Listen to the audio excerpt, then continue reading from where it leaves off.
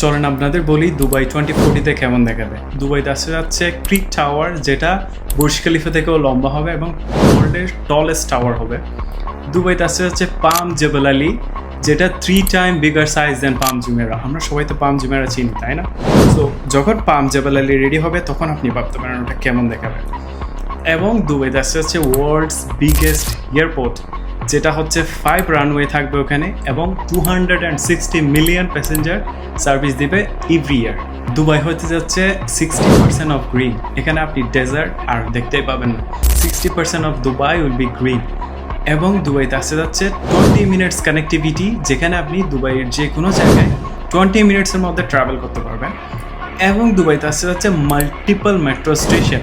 Already there is a metro station, but there is still more coming. So whole Dubai পুরোই connectivity পাবেন আপনি মেট্রোর মাধ্যমে। আপনি যে কোনো জায়গায় যাইতে পারেন। দুবাইতে আসতে যাচ্ছে এয়ার ট্যাক্সি, যেখানে আপনি আপনার অ্যাপার্টমেন্টে বা অফিসে জাস্ট ফ্লাই করে চলে যেতে পারবেন। আপনি ভাবতে পারেন আমরা ওগুলো দেখি সায়েন্স ফিকশন মুভিতে যে এয়ার ট্যাক্সি দিয়ে মানুষ ট্রাভেল করে, বাট এটা দুবাইতে হইতে যাচ্ছে 2040-এর মধ্যে।